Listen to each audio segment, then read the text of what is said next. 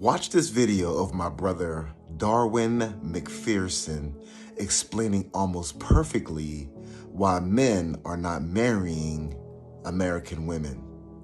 Man, watch this. Why are older men refusing to walk down the aisle? Why are women who have it all still alone? It's not an accident, it's not a phase, it's the consequence of rebellion. Today, you're getting a masterclass. By the end of this video, you'll fully understand why men stop marrying American women and why it's too late to fix it for most of them. When women abandon their feminine nature, they also abandon the very thing that made marriage attractive. Femininity isn't weakness. Femininity is the soft power that inspires leadership, protection, and provision from a man. When you remove femininity, you remove the magnetism that pulls a man into commitment. Modern women were taught to act like a man, compete with a man, and fight men. Now they're confused why men no longer want to marry them. You can't lead a woman who sees you as an opponent. You cannot protect a woman who sees you as competition.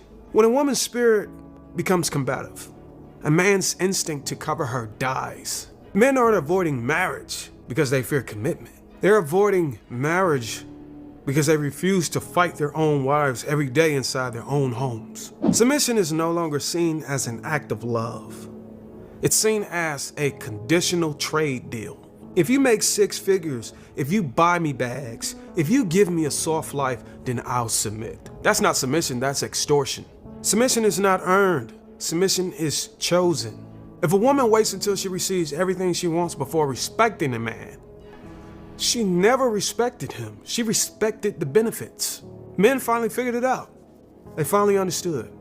A woman who needs to be bridled into loyalty will betray you when the gifts stop flowing. You can't have the benefits of marriage without the responsibilities.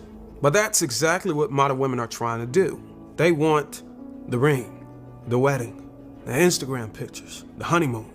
But what they don't want is the submission, the service, the sacrifice, the loyalty. You cannot have a strong marriage when one side thinks it's optional to obey God's order. You can't build a home when one partner is committed and the other is entitled. Marriage is not a subscription service. You don't cancel because you're temporarily unhappy. American women destroyed marriage by trying to turn it into a me-first lifestyle. And men? Men left the building the moment they realized marriage no longer made them leaders.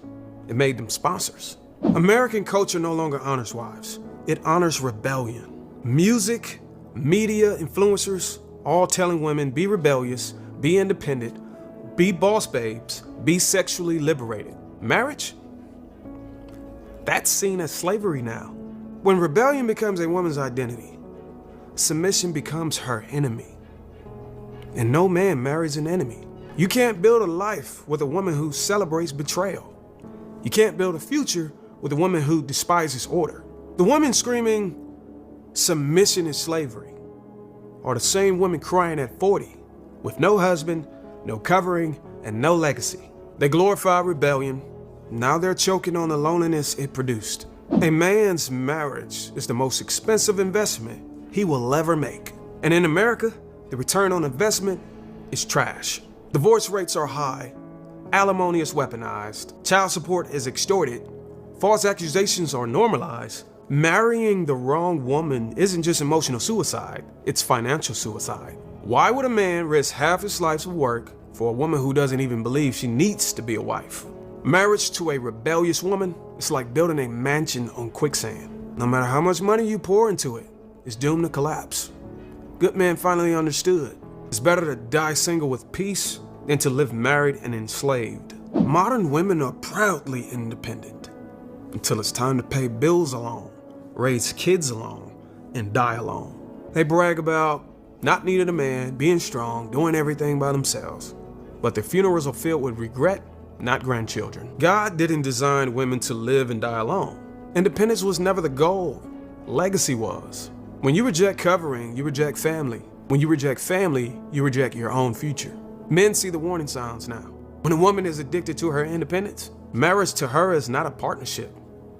It's a fight for relevance. And no man fights for relevance in his own home. In today's dating market, too many women aren't looking for husbands. They're looking for saviors. They want men to fix their finances, heal their trauma, raise their children, pay their debts, and still be romantic on top of it. A wife is a blessing. A rescue project is a curse. Men are not emotional rehab centers. Men are not financial bailouts. Men are not child support upgrades. Marriage is supposed to multiply peace, not chaos. Good men aren't rejecting marriage because they're afraid of love. They're rejecting marriage because women stop bringing love to the table and start bringing liabilities. Feminism told women, men are the problem. Marriage is oppression. Independence is power. Now those same women are crying for companionship in their 40s. Meanwhile, the very men they despise have moved on, built wealth, found peace, and reclaimed their power. You can't believe men are trash for 20 years and then beg them for commitment when your cheeks start sagging. You can't mock leadership for 20 years and beg for recovery when loneliness sets in. Feminism sold women a one-way ticket to empowerment. It forgot to mention it was a solo trip. Men stopped marrying because feminism taught women how to be everything except wives.